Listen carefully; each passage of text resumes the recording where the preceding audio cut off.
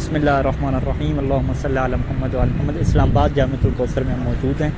اور ابھی ہم چلتے ہیں استاد بزرگوار کے مرقد مبارک کی طرف اور وہاں پہ فاتح خوانی کریں گے اور کچھ ان کی باتیں جو ہے وہ آپ سے شیئر کریں گے۔ ہمارے ساتھ چلیں۔ یاد رکھے گی یہ دنیا بہرے دعا ہے، محسن ملت کا احسان، فہم و فراست کے یہ وسیلے جب تک ہیں یاد رہے زندہ وہ دلوں میں تب تک ہے، ہر مکتب کی پیغام ہے اس فقرے میں شان، محسن ملت کا احسان، کرتا ہے تسلیم صدا علم کا ہر رکھے گی یہ دنیا بہرے دعا ہے، محسن ملت کا احسان، فہم و فراست کے یہ وسیلے جب تک ہیں یاد رہے زندہ وہ دلوں میں تب تک ہے، ہر مکتب کی پیغام ہے اس فقرے میں شان، محسن ملت کا احسان۔ بسم اللہ الرحمن الرحیم۔ ناظرین کرام، آج ہم موجود ہیں محسن ملت استاد بزرگوار شیخ محسن علی نجفی نور اللہ مرقدہ کے مرکز مبارک پر موجود ہیں، اور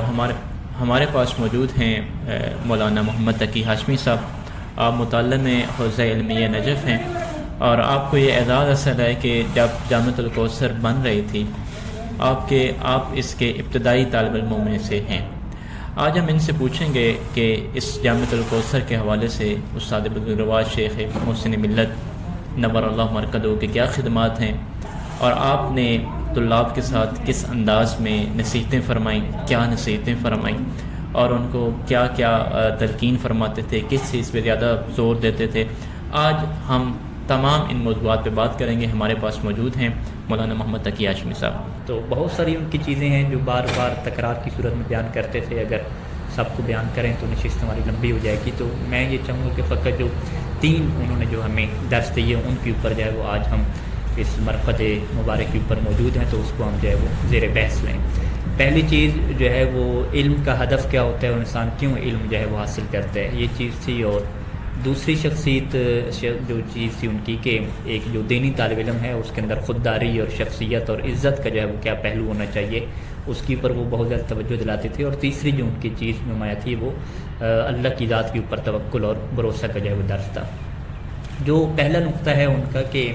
علم دین کا ہدف اور مقصد کیا ہوتا ہے، تو وہ اس کے لیے ہمیں ایک جملہ جو ہے وہ استعمال کیا کرتے تھے ہمارے لیے، کہ وہ کہتے تھے کہ انسان جو بھی نیک اعمال کرتا ہے اور اچھے اعمال کرتا ہے، چاہے انسانیت کی خدمت ہو یا عبادت ہو یا کوئی بھی معاملہ ہو، اس کا جو ثواب ہے اور اس کی جو ویلیو ہے اور اس کی جو قدر و قیمت ہے وہ اس فاعل کی علم کے مطابق اور اس کی معرفت کے مطابق طے ہوتی ہے۔ یعنی یہ جس طرح ہم روایات اہل بیت علیہ السلام میں دیکھتے ہیں کہ ایک جو عابد ہے، عبادت کرنے والا ہے، اس کی 1000 رکعت ایک سائڈ پہ ہے، اور جو عالم ہے اس کی 2 رکعت ایک سائڈ پہ، ان دونوں کا ہمیشہ مقابلہ کرایا گیا۔ تو وہ ہمیں یہ نقطہ جو ہے وہ بیان فرمایا کرتے تھے کہ دیکھو، تمہارے جو علم دین حاصل کرنے کا مقصد یہ ہونا چاہیے کہ تمہارے اندر جو ہے وہ حسن آ جائے، کیونکہ جب تمہارے اندر حسن آ جائے گا تو حسن فاعلی پیدا ہو جائے گی، تو اسی حسن فاعلی سے جو تمہارا فعل ہے اس کے اندر کیا حسن آ جائے گا،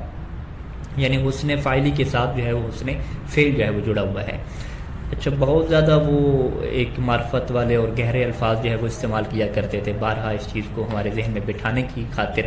کہ تمہارے علم دین کا مقصد یہ ہونا چاہیے کہ تمہارے اندر حسن فاعلی پیدا ہو، تاکہ تمہارے کام کی جو قدر و قیمت ہے وہ اللہ کی نگاہ میں وہ بڑھ جائے۔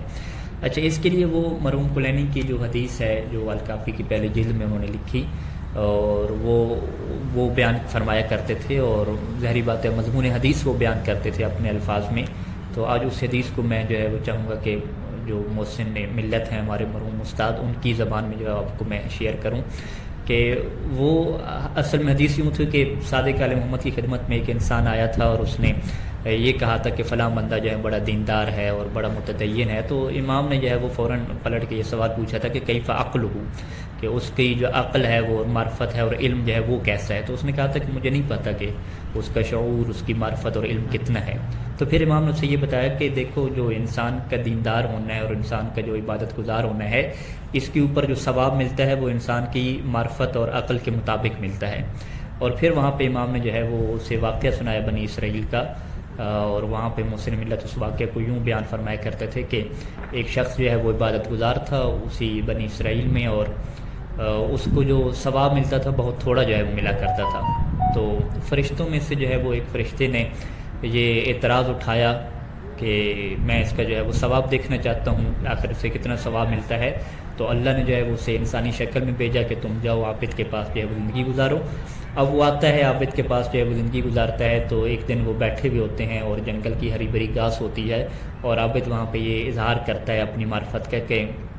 یہاں پہ گھاس بہت زیادہ ہے لیکن ضائع ہو جاتی ہے، کاش کہ جو ہے وہ اللہ میاں کا گدھا ہوتا تو ہم اسے یہ ساری گھاس کھلاتے اور یہ ضائع نہ ہو جاتی.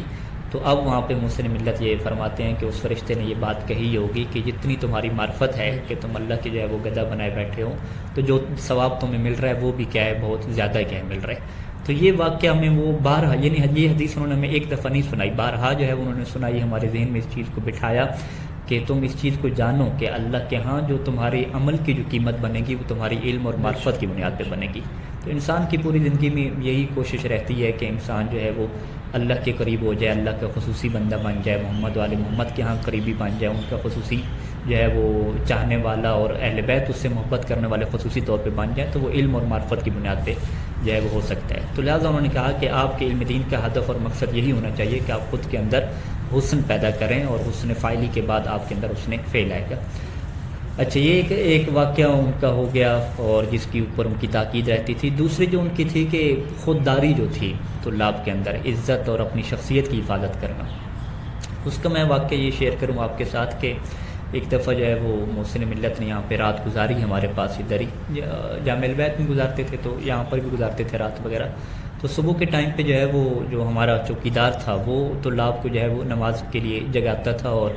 دروازے کے اوپر آ کے زور زور سے جو ہے وہ دستک جو ہے وہ دیا کرتا تھا. تو اب وہ چونکہ ہاسٹل ہے اندر تو اس کی آواز گونجتی ہے، تو آواز جو اس کی گونج رہی تھی تو باہر تک جو ہے وہ آواز آ رہی تھی. تو محسن ملت یہاں پہ باہر تھے تو انہوں نے یہ آواز سنی، تو انہوں نے حیرت کا اظہار کیا کہ یہ اتنی آوازیں کیوں آ رہی ہیں. تو انہیں بتایا کہ یہ طلاب کو جو ہے وہ جگایا جا رہا ہے. تو انہیں اس چیز کا جو ہے وہ بڑا افسوس ہوا اور غصہ آیا، اور انہوں نے پھر ہمیں بعد میں بلایا اور ایک جملہ کہا کہ بھئی تم لوگ علوم اصول کے ہو اور علم کے ایک ابتدائی مدرسے والے تو نہیں ہو، ابتدائی مدرسے کا کورس مکمل کر کے آئے ہوئے ہو، علماء میں سے ہو، تو تمہیں اس چیز کا جو ہے وہ احساس ہونا چاہیے اپنی عزت کا اور شخصیت کا کہ تمہیں نماز فجر کے لیے کون جگانے والا ہے. تو کم از کم تم اپنی عزت کی حفاظت تو کرو، شخصیت کی حفاظت تو کرو کہ آخر یہ ایسا کیا ہو رہا ہے. اس کے بعد انہوں نے پابندی لگا دی. انہوں نے کہا کہ ہمارے علماء کو اور ہمارے بچوں کو جو ہے وہ نماز فجر کے لیے جو ہے وہ چوکیدار جو ہے وہ نہیں جگائے گا، یہ خود جو ہے وہ جاگے گا. پھر انہوں نے کہا ہمیں کہ آپ کے اندر اتنا مضبوط ارادہ ہونا چاہیے اور مضبوط آپ کو ارادوں کا مالک ہونا چاہیے کہ آپ خود کو بیدار کر سکو اور خود کو جو ہے وہ آپ کی جانا چاہیے. اس حوالے سے یعنی انہوں نے بارہا تاکید کی. اور جب ہم نجف جا رہے تھے تو نجف میں بھی انہوں نے یہی کہا کہ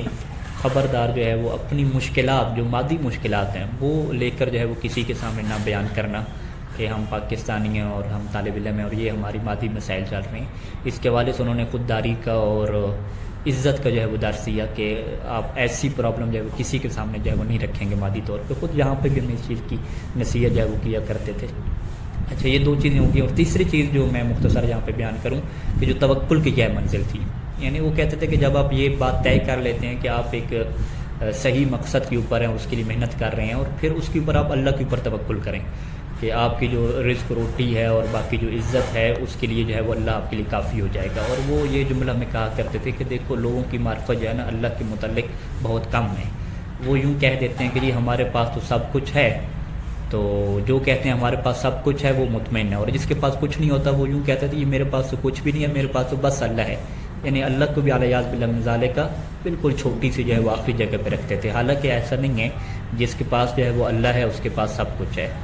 تو انہوں نے پھر یہ فرمایا کہ یہ جو قرآن مجید کی آیت ہے کہ جو اللہ پہ بھروسہ کرتا ہے فَهُوَ حَسْبُهُ، اللہ اس کے لیے کافی ہو جاتا ہے. تو انہوں نے کہا اس کافی ہونے کا یہ آپ مطلب نہ سمجھیں کہ فقط آپ کو جو ہے وہ جنت میں اجر و ثواب ملے گا. کافی ہونے کا یہ مطلب ہے کہ دنیا میں بھی آپ کی جو ہے وہ عزت اللہ رکھے گا. تو وہ ان کا جملہ تھا کہ اللہ آپ کی ناک جو ہے وہ نہیں کٹائے گا کہ آپ کی جو ہے معاشرے میں ناک کٹ جائے گی، ایسا نہیں ہے، دنیا میں بھی جو ہے وہ آپ کو عزت ملے گی. تو آج ہم ان کے مرکز پہ موجود ہیں، اور یہی 3 درس جو ہے وہ ہم تازہ کر رہے ہیں کہ علم دین کا ہدف اور مقصد یہ ہو کہ حسن فعلی پیدا ہو، کیونکہ حسن فعلی سے حسن فعل آئے گا. دوسرا جو ہے وہ ہم طالب علموں کو خصوصاً علماء کرام کو اپنی شخصیت، اپنی عزت اور خودداری کی جو ہے حفاظت کرنی ہے. جیسے قرآن مجید نے جو ہے وہ کچھ فقراء کا ذکر کیا اور ان کے فضائل بیان کرے ہیں. ان فضیلتوں میں سے ایک یہ ہے کہ یہ جو ہے وہ اپنی پاک دامنی اور عزت کی وجہ سے کسی سے سوال تک نہیں کرتے، کسی سے مانگتے تک نہیں ہیں. ہوتے ہیں کہ فقیر ہوتے ہیں، ان کے پاس کچھ نہیں ہوتا، لیکن اتنی ان کے پاس یہ خودداری ہوتی ہے. اور تیسری چیز توکل کی ہے کہ ہمیں اللہ پہ توکل کرنا ہے. پھر ہمیں یہ نہیں سوچنا کہ دنیا میں ہمیں ذلت ملے گی یا رسوائی ہو جائے گی، ایسا نہیں ہے. جو اللہ پہ بھروسہ کرتا ہے تو اللہ اس کی عزت بھی رکھتا ہے اور اسے عزت بھی ملتی ہے. تو یہیں پر ہم کیا گفتگو کا اختتام کرتے ہیں. ماشاء اللہ جی، بہت ہی خوبصورت انداز میں برادر بزرگوار مولانا محمد تقی ہاشمی صاحب، شیخ محسن ملت علامہ محسن النجفی نور اللہ مرقدہ، جن کے مرکز مبارک پہ آج ہم موجود ہیں، ان کی چیدہ جو خدمات ہیں اور اہم نکات ہیں ان کو بتا رہے تھے. یاد رکھے گی یہ دنیا بہرے دعا ہے،